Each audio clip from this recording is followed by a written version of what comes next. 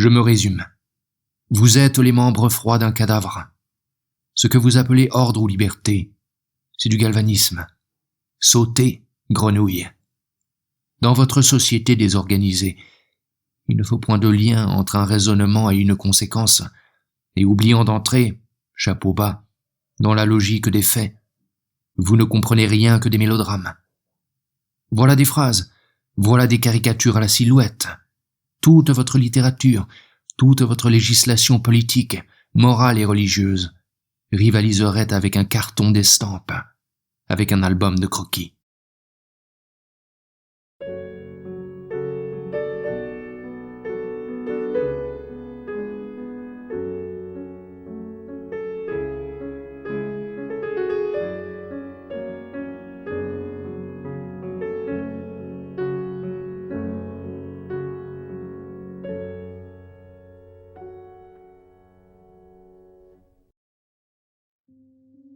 Or, ce que j'écrirai ici, je n'en sais rien. Je veux seulement esquisser quelques vérités sur le citoyen cœur humain. Nous aussi, nous sommes un drame où l'on peut apprendre beaucoup. Il n'y a plus qu'à nous imprimer.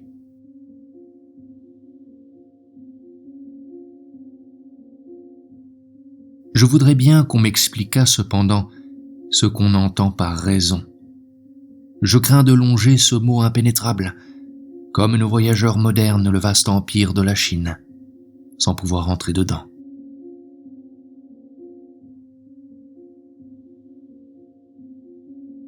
J'ai un aveu qui me pèse. Je suis malheureux. Malheureux.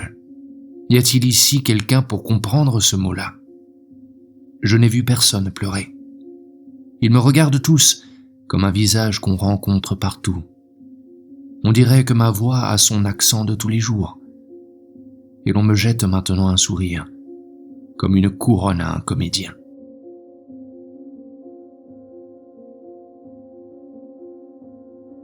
Vivons.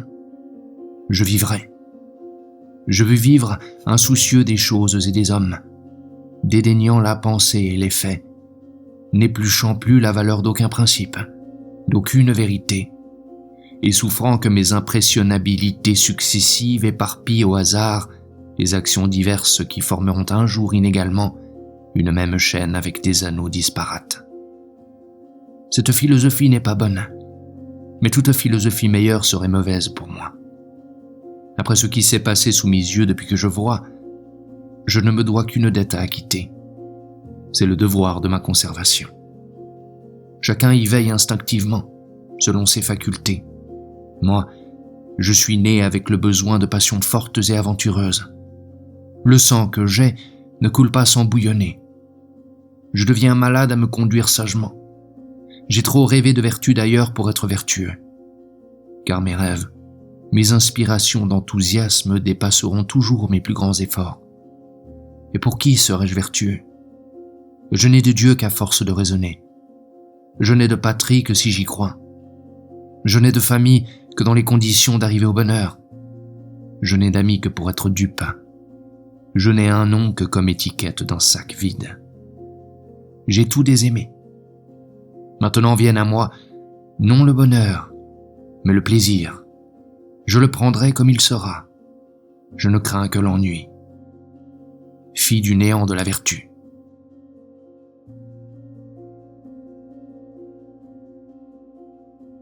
Je le répète, je suis un hardi douteur, riant, comme Don Juan, de ces âmes débonnaires qui vont dans leur vie s'enfarinant à plaisir de croyances de bonne qualité.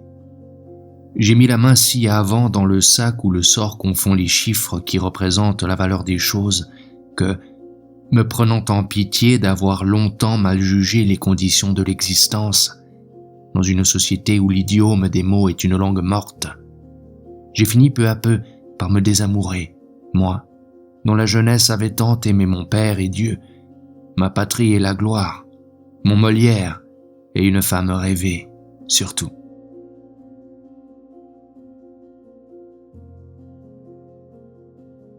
Je ne ressens plus d'impression naïve, et je pourrais me demander ici, à quoi sert ce ciel bleu?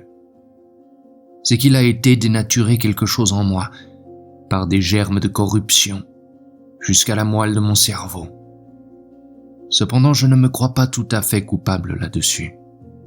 Si je me suis exposé maladroitement et de trop bonne heure au frottement d'une société où je n'avais pas ma place, une place quelconque, malheur à moi.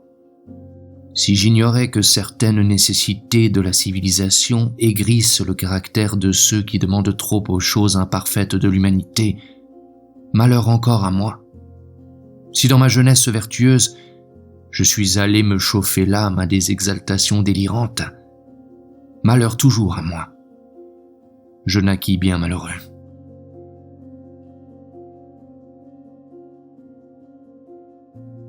Je ne crains ni le cercueil, ni la douleur, ni l'oubli, mais je suis paresseux à l'exécution.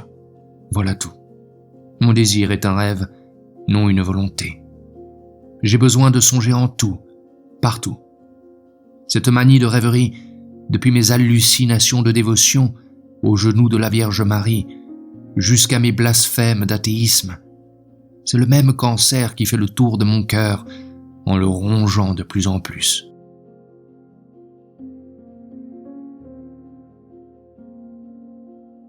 Quand on joue à la vie dans ce monde, on gagne et l'on perd, tour à tour, selon les accidents qui passent.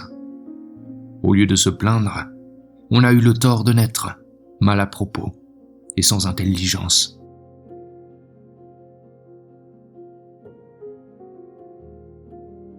Je veux parodier, par ma mort, au milieu de leurs balles, les plaisirs de cette société qui n'était point faite pour moi.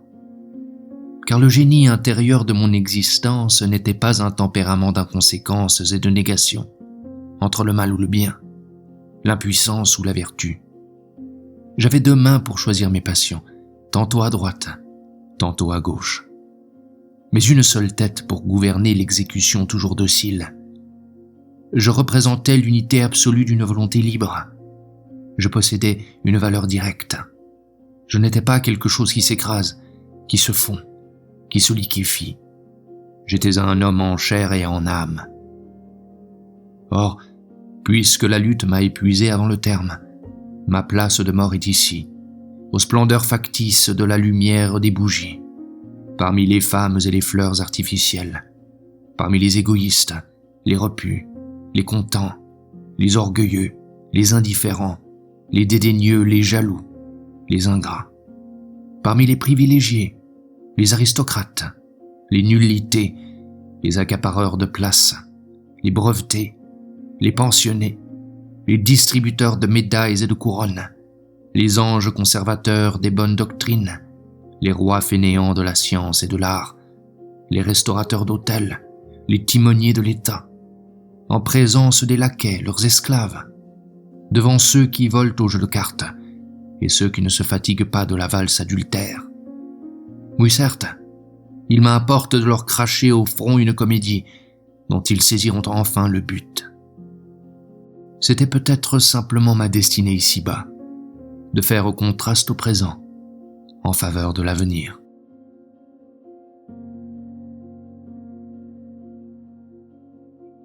Eh bien, moi, homme de la pensée, moi, songe creux, je suis, pour ainsi dire, l'âme de mon siècle. Car le malaise de notre société actuelle vient de plus loin qu'on pense. Il ne se passe rien de nouveau en face du soleil, pour l'amusement de cette génération-ci, où le drame court les rues, dit-on. On a dit cela de toute éternité. La guerre entre les peuples et les rois est un mot que nous francisons, à l'usage du temps qu'il fait aujourd'hui. Les noms changeront souvent, mais la fatalité des choses ne changera jamais.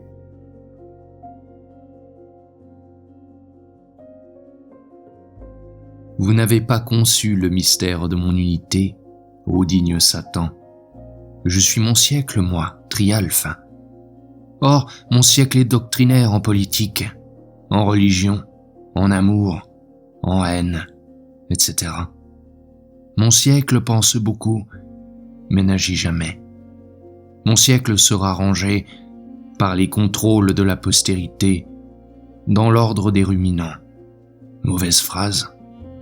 Mon siècle s'embarbouille de passions factices qui échouent toujours, faute d'inspiration, vraie, consciencieuse, intime, religieuse. Je ne puis agir autrement que mon siècle. Si j'ennuie, mon siècle est ennuyeux, et il aurait tort de me le reprocher.